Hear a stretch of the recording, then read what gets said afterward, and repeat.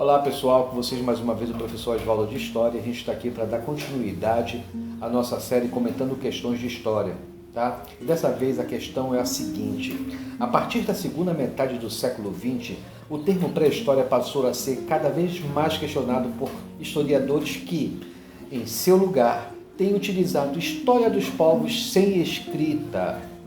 Sobre o referido debate entre historiadores, é correto afirmar que o termo pré-história é rejeitado por quê? Letra A. Enfatiza a arqueologia e a paleontologia, cujos estudos dependem de custosas escavações e análise de fósseis? Bom, pessoal, realmente, ela não é que enfatize, mas só falando um pouquinho aqui, a gente está falando da escrita, a gente não está falando de análise de fósseis e nem do oneroso custo que isso implica, tá? Se bem que grandes universidades aí e até algumas instituições bancam essas escavações, até muitas das vezes o próprio governo, tá? Não tem nada a ver com o enunciado da questão. Vamos para a letra B.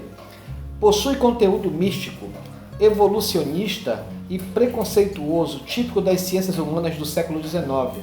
Bom, até uma certa parte está certo. O que está errado aqui na letra B é esse possui conteúdo místico. Não possui conteúdo místico, tá bom? Vamos lá para a letra C.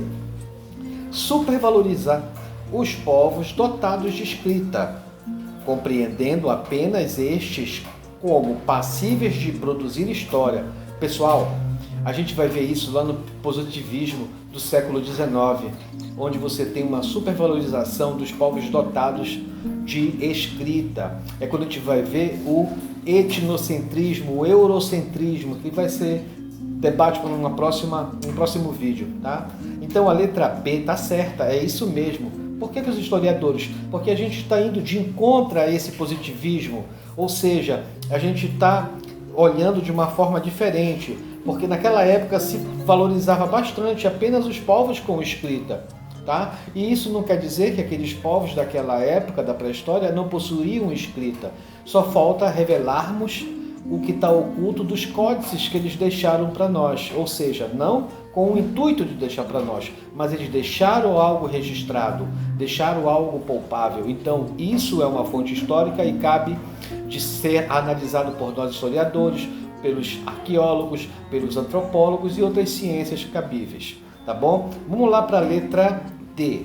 Impede os estudos dos povos cujas sociedades não desenvolveram a escrita. Bom, pessoal, não tem nada a ver esse negócio de impedir os estudos dos povos cujas sociedades desenvolveram a escrita. Por quê? Porque você tem história oral. Se você fez o risco numa parede, já é um indício, já é uma fonte histórica que cabe ser estudada. Então, essa letra D está descartada. Igual aos povos bárbaros e selvagens, aos povos portadores de cultura, não tem nada a ver. A gente está falando de escrita. E essa questão E aqui, ela é puramente etnocêntrica, tá legal? Então, olha lá, a resposta certa é a letra C. Supervaloriza os povos dotados de escrita, que eram como se via os historiadores do positivismo, né, com relação àqueles povos. Por isso, pré-história, uma história que não é uma história antes da escrita, pré-história, entendeu? Pré-escrita, tá legal? Então, a letra C é a letra correta, é a questão correta, tá bom, pessoal? Pessoal, desculpa eu falar um pouco rápido, às vezes eu enrolo um pouquinho aqui na fala, mas é porque o tempo que eu tenho aqui é pequeno, são vídeos curtos, para a gente dialogar bastante. Vou estar trazendo novos vídeos aí, vou dar dando continuidade, vou começar a entrar em história antiga e vai ficar mais legal. Peço que vocês comentem, compartilhem e me sigam aí, tá bom, pessoal? Um grande abraço para todos e fique com Deus.